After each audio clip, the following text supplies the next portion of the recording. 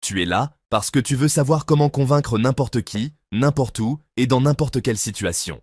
Tu t'es déjà demandé pourquoi certaines personnes semblent toujours avoir le pouvoir de convaincre les autres avec une facilité déconcertante. Pourquoi certaines personnes arrivent à obtenir ce qu'elles veulent, que ce soit dans une négociation, un entretien, ou même simplement dans une conversation quotidienne. Eh bien, tu es au bon endroit, car aujourd'hui, on va explorer les 3 secrets pour convaincre n'importe qui, que tu sois un débutant ou un expert. Imagine-toi, dans une salle remplie de personnes, tu as quelque chose d'important à dire, un projet à défendre, ou une idée brillante que tu veux partager, mais tu te retrouves face à un auditoire qui semble sceptique. Tu sais de quoi je parle? Ces regards qui te jugent, ces bras croisés qui te disent non clairement « je ne suis pas convaincu ». C'est là qu'entrent en jeu ces 3 secrets, ces 3 techniques qui peuvent transformer n'importe quelle situation et faire de toi une véritable force de persuasion. Tu l'as probablement déjà entendu, la communication est la clé. Mais pas n'importe quelle communication. La communication efficace. La communication qui capte l'attention, qui éveille l'intérêt et qui déclenche l'action. Cela, c'est la vraie magie de la persuasion. Et tout commence avec le premier secret, l'écoute active. Ne sous-estime jamais le pouvoir de l'écoute. Tu veux convaincre quelqu'un? Avant même de commencer à parler, commence par écouter. Mais attention, pas n'importe comment. L'écoute active n'est pas juste un acte passif. Ce n'est pas simplement hocher la tête en attendant ton tour de parole. Non, l'écoute active, c'est une stratégie.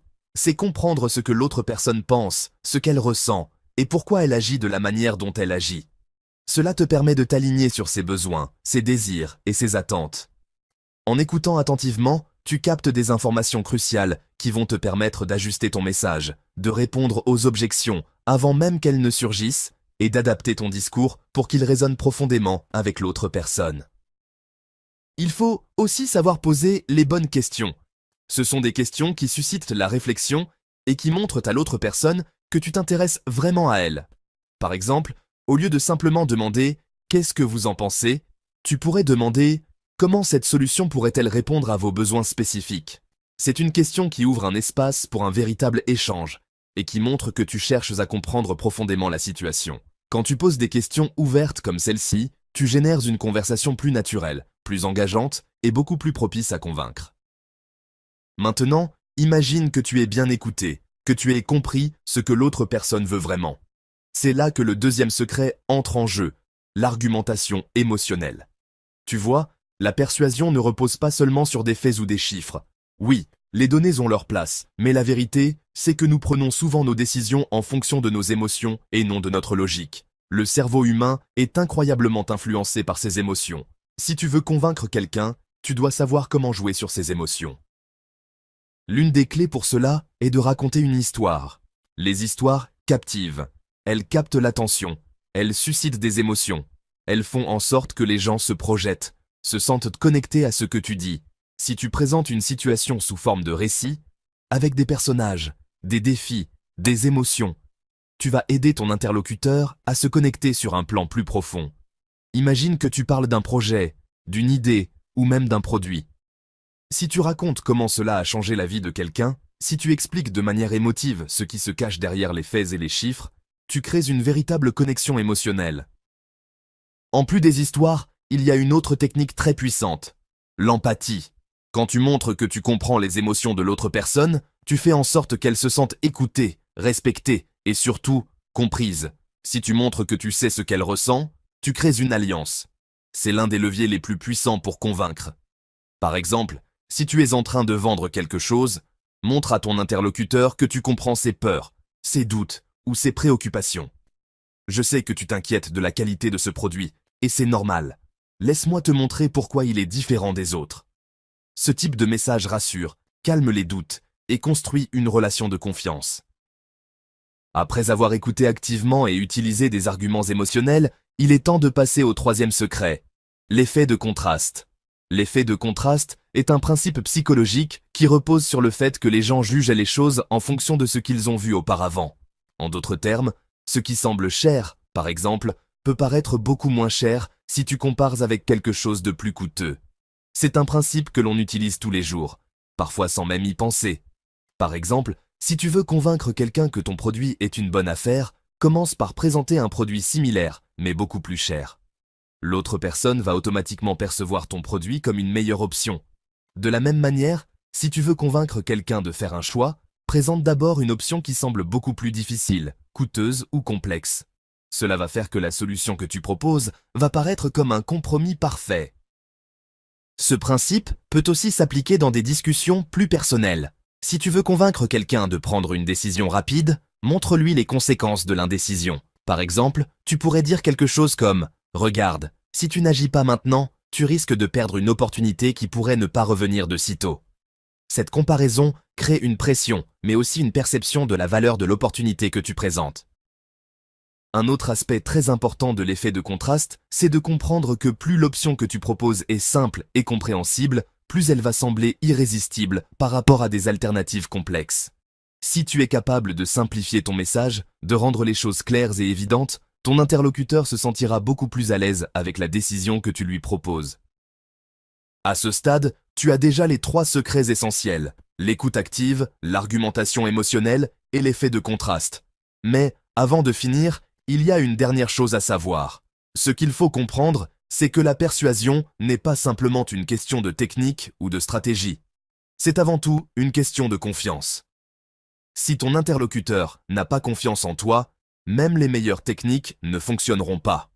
La clé ici, c'est d'être authentique.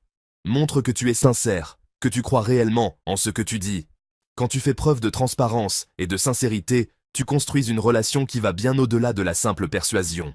Tu crées une connexion véritable.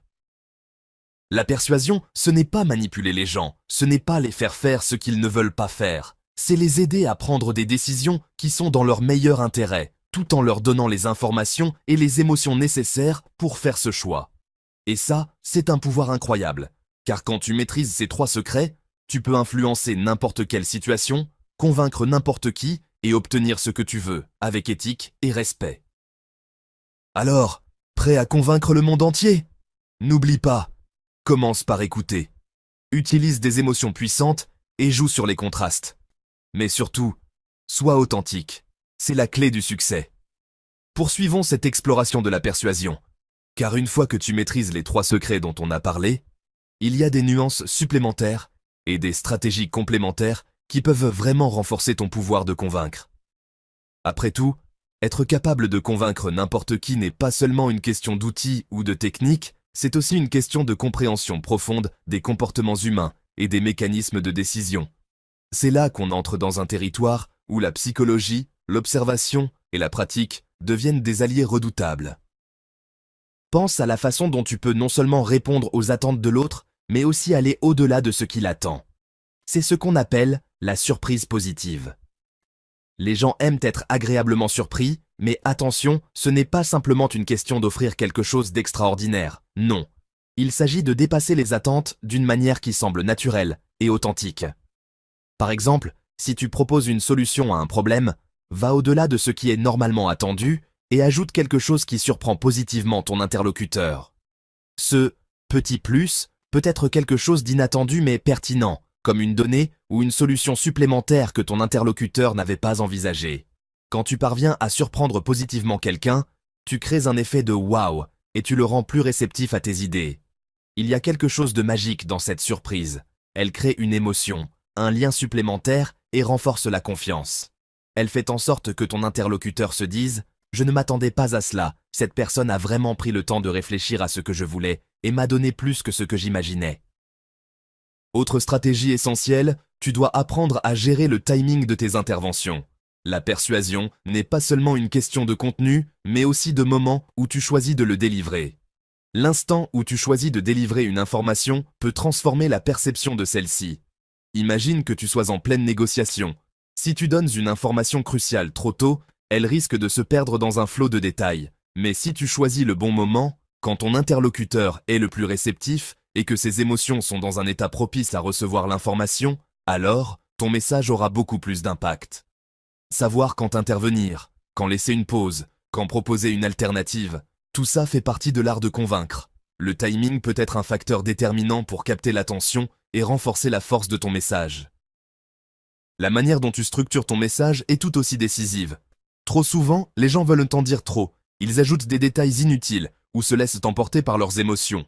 Une structure claire et cohérente est primordiale pour garder ton audience captivée. Tu veux que ton interlocuteur comprenne rapidement ton message, qu'il saisisse l'essentiel sans se perdre dans des détails. La règle d'or ici, c'est la simplicité. Structure ton discours de manière logique, avec un début, un développement et une conclusion. Chaque idée doit s'enchaîner naturellement. Par exemple, commence par poser un problème ou une situation qui capte l'attention, puis développe les solutions ou les arguments qui répondent à ce problème. Et enfin, termine par un appel à l'action clair et convaincant. Si tu maîtrises l'art de la structuration, ton message sera non seulement plus percutant, mais il sera aussi beaucoup plus difficile à ignorer. Il existe aussi un autre concept psychologique puissant à exploiter dans le processus de persuasion, l'effet de réciprocité. C'est une règle de base dans les relations humaines. Quand quelqu'un fait quelque chose pour nous, on a tendance à vouloir lui rendre l'appareil. Ce principe peut être incroyablement efficace dans des situations où tu cherches à convaincre quelqu'un. Par exemple, en donnant quelque chose à l'autre personne, qu'il s'agisse de ton temps, de tes ressources ou de ton expertise, tu crées un sentiment de dette chez elle. C'est subtil, mais puissant. Les gens veulent généralement rendre ce qu'ils reçoivent, et en étant généreux ou en offrant quelque chose sans rien attendre en retour, tu peux activer cet effet et influencer les décisions des autres. L'effet de réciprocité fonctionne également dans les petites actions. Un compliment sincère, un geste d'attention ou une aide rapide peuvent suffire à mettre ton interlocuteur dans un état d'esprit plus favorable à tes propositions. Mais attention, il est important que cet échange reste authentique. Si tu agis dans le seul but de manipuler, l'effet inverse peut se produire, et tu risquerais de perdre la confiance de la personne que tu cherches à convaincre. Une autre dimension importante dans la persuasion est la gestion de la crédibilité. Tu te souviens du point sur l'authenticité? Ce n'est pas qu'une simple question de sincérité, c'est aussi une question de projection de ta propre autorité.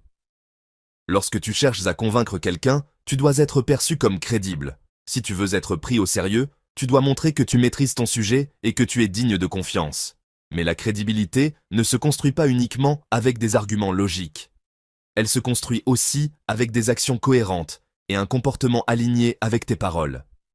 Une autre astuce consiste à utiliser des témoignages ou des références d'autorité pour appuyer tes propos. Les gens font souvent confiance aux personnes qu'ils perçoivent comme expertes ou fiables. Lorsque tu utilises des exemples de personnes ou d'organisations qui valident ton message, tu renforces ta crédibilité et augmentes tes chances de convaincre.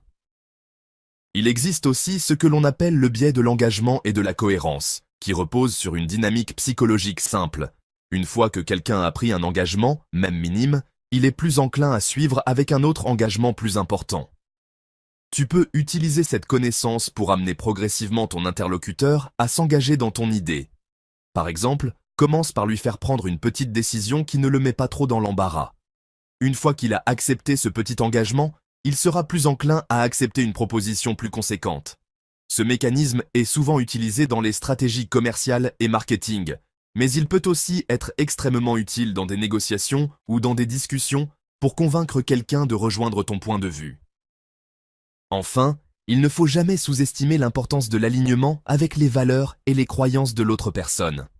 Plus tu comprends ce qui est important pour ton interlocuteur, plus tu peux ajuster ton message pour qu'il résonne profondément avec lui. Ce n'est pas qu'une question de logique ou d'arguments rationnels. C'est aussi une question de savoir où se trouvent les motivations profondes de ton auditoire. Si tu es capable de comprendre les valeurs qui guident les décisions de la personne à qui tu parles, tu peux aligner ton discours pour lui montrer que ce que tu proposes est non seulement bénéfique, mais aussi cohérent avec ce qu'elle croit ou recherche dans sa vie. Cela crée un lien de confiance et de compréhension mutuelle, rendant ta proposition encore plus séduisante et difficile à refuser. Dans l'ensemble, la persuasion est bien plus qu'une simple technique. C'est une combinaison subtile de psychologie, d'empathie, de timing et d'intelligence sociale. En mettant en œuvre ces stratégies et en comprenant les mécanismes sous-jacents, tu peux non seulement convaincre les autres, mais aussi créer des relations solides et durables qui reposent sur la confiance et le respect mutuel.